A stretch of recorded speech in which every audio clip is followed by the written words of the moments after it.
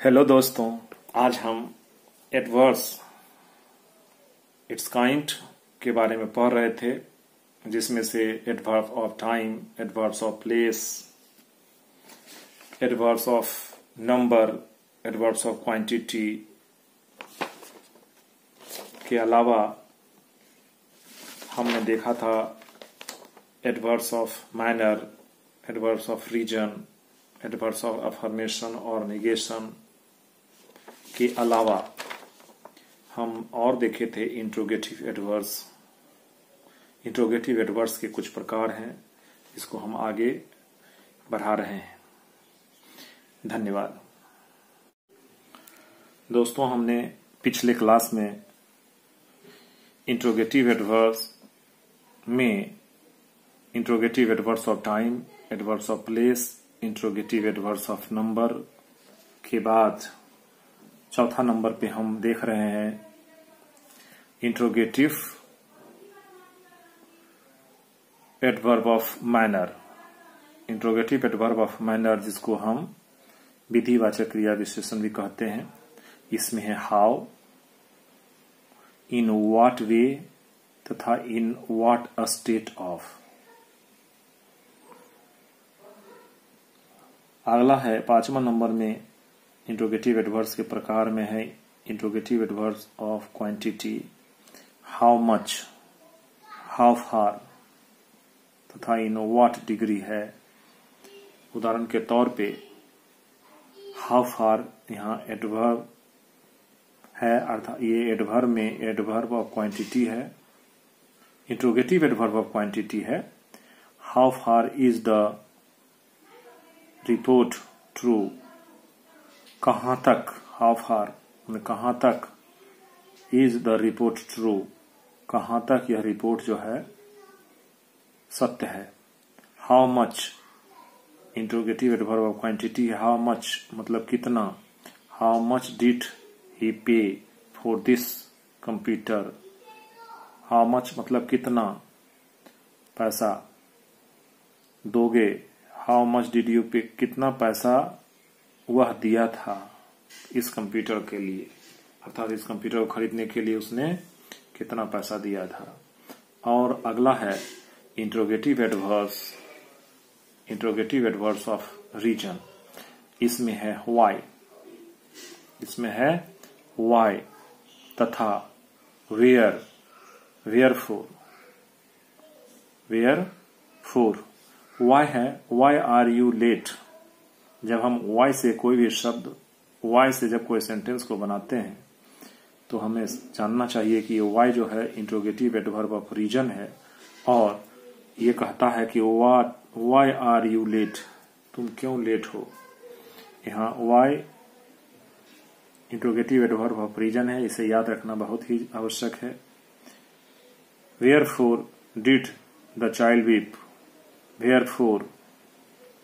वेयरफॉर किस लिए, did the child weep बच्चा रोया।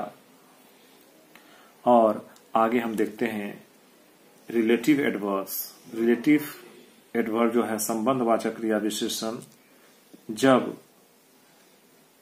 इंट्रोगेटिव संबंधवाचक क्रिया विशेषण कहता है, अर्थात रिलेटिव एडवर्ब्स का प्रयोग दो सेंटेंस को जोड़ने के लिए हो तो वे रिलेटिव एडवर्ब्स कहलाते हैं। रिलेटिव एडवर्ब जो है ये एक्सप्लिसिट या इम्प्लिसिट होते हैं। एक्सप्लिसिट का मतलब होता है स्पष्ट और इम्प्लिसिट का मतलब होता है अस्पष्ट, जिसको एंटीसीडेंट पूर्ववर्ती का रिलेशन अर्थात संबंध बताने का कार्य करता है। अब हम ये देखते हैं कि रिलेटिव एडवर्ब्स जो है ये दो तरह के हुए। एक हुए द एंटीसीडेंट पूर्व पद, जिसको हम एक्सप्लिसिट और एक्सप्रेस्ड दोनों ही तरह से सेंटेंस में इस्तेमाल करते हैं। एक होता है एंटीसीडेंट पूर्व पद और दूसरा होता है द एंटीसीडेंट इम्प्लिसिट और ओमिटेड, माने अंतर्निहित। एक होता है एक्सप्लिसिट और दूसरा होता है इम्प्लिसिट। और इसको हम कुछ उदाहरण से देखते हैं। This is the place where the king lived. यह वही जगह है जहां द किंग रहता था। यहाँ वेयर जो है ये रिलेटिव एडवर्ब है, यहाँ दो वाक्यों को जोड़ता है। दिस इज द प्लेस एक सेंटेंस है, वेयर द किंग लिव्ड दूसरा है। Do you know the time when he will come. क्या तुम do you know the time क्या तुम समय जानते हो। व्हेन ही विल कम कब वह आएगा।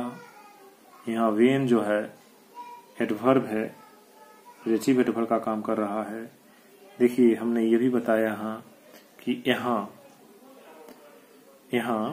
वेयर ये वाला तथा वेन ये सेंटेंस में ये शब्द, यहाँ वेयर तथा वेन रिलेटिव एडवर्ब है जो क्रमशः द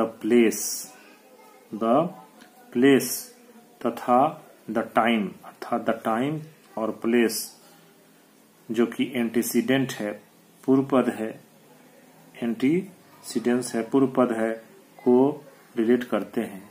अतः द प्लेस तथा द टाइम, द प्लेस और टाइम जो है ये एंटीसीडेंट है जो स्पष्ट है, क्योंकि हम कहते हैं कि कहाँ, this is the place where, यह वही जगह है जहां, और हम एंटीसीडेंट में ये एंटीसीडेंट जो है इसमें हम देखते हैं इम्प्लिसिट या ओमिटेड, जिसको हम अंतर्निहित बोलते हैं, ये अंडरस्टूड है, इसको लिखने की जरूरत नहीं है। जिसमें हम जैसे जब हम कहते हैं कि this is where the king lived, this is यह जहां राजा रहता था, तो यहाँ जो है उसमें था दिस इज द प्लेस, यहाँ द नहीं होगा, क्यों कि अंतर्निहित है, इसको हम पूरी तरह से नहीं बोलते हैं। This is the where the king lived, यहाँ भी वेयर एडवर्ब है। आगे do you know when he will come, क्या तुम जानते हो, do you know when he will come, यहाँ हमने था क्या, do you know the time, किस समय, और यहाँ समय नहीं है, यहाँ समय जो है अंतर्निहित है, अंडरस्टूड है। यहाँ वेयर तथा व्हेन रिलेटिव एडवर्ब्स है, इसके एंटीसीडेंट अस्पष्ट हैं। और आगे हम देखते हैं कुछ शब्दों का प्रयोग। कुछ शब्दों का प्रयोग बहुत ही इंपॉर्टेंट है। क्यों? क्योंकि जब हम बोलते हैं कि एनफ जब हम बोलते हैं तो हम देखते हैं कि कुछ एडजेक्टिव भी हैं और कुछ एडवर्ब में भी इसका इस्तेमाल होता है। एनफ को अगर हम एडजेक्टिव में देखते हैं तो आई हैव एनफ मिल्क, मेरे पास पर्याप्त दूध है।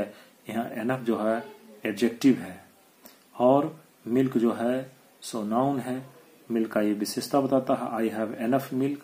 लेकिन जैसे ही हम कहते हैं आई हैव स्लेप्ट एनफ, हमने खूब सोया, अत्यधिक खूब सोया, तो यहाँ एडवर्ब का काम करता है कौन, एनफ। जब हम आगे बोलते हैं मच, जब हम मच बोलते हैं और मच का इस्तेमाल करते हैं, there is much water in the bucket, मतलब बाल्टी में पर्याप्त मात्रा में पानी है, पर्याप्त पानी है। तो यहाँ पे मच वाटर जब हम बोलते हैं तो यहाँ वाटर का विशेषता बताता है, एडजेक्टिव का काम करता है मच। लेकिन सी इज मच बेटर टुडे, वह पहले से काफी ज्यादा अच्छा है, तो यहाँ मच जो है सो एडवर्ब है। और उसी तरह से कुछ और देखते हैं शब्द long, it is a long a story. जब हम कहते हैं लॉन्ग अ स्टोरी, यह एक बड़ा कहानी है, तो यहाँ लॉन्ग एडजेक्टिव है। और जब हम कहते हैं अंशु वेटेड लॉन्ग, अंशु ने क्या वेटेड किया, काफी लंबा इंतजार किया, अंशु वेटेड लॉन्ग, तो यहाँ एडवर्ब हो जाता है। लाउड बोलते हैं my daughter speaks in A loud voice, जब हम लाउड वॉइस बोलते हैं तो हाँ वॉइस नाउन हो गया, इसके पहले एडजेक्टिव लगा तो मेरी लड़की क्या बोलती है, जोर उससे बोलती है, लाउड ऊंची आवाज में बोलती है। लेकिन जैसे ही हम कहते हैं my daughter speaks loud, my daughter मेरी लड़की बोलती है लाउड, ऊंचा, तो यहाँ एडवर्ब का काम करता है। Hard, iron is a hard metal, जब हम कहते हैं iron is a hard metal तो यहाँ हार्ड एडजेक्टिव का काम कर रहा है, मतलब लोहा बहुत ही कड़ा पदार्थ है। और आई वर्क हार्ड, जब हम बोलते हैं आई वर्क हार्ड, मैंने कड़ी मेहनत किया, तो यहाँ हार्ड एडवर्ब का काम करता है। उसी तरह से ओनली जब हम कहते हैं she is my only daughter, only daughter जब हम बोलते हैं वह अकेली लड़की है, एडजेक्टिव। जबकि ही कैन ओनली स्पीक, यहाँ ओनली एडवर्ब है, मतलब वह केवल बोलती है। वो केवल बोलता, ही कैन स्पीक ओनली, वह बोल सकता है, वह केवल बोल सकता है। और क्विक के बारे में हम देखते हैं कि my son gives a quick reply. Quick reply adjective का फॉर्म है, मेरा लड़का बहुत जल्दी से हाजिर जवाब देता है।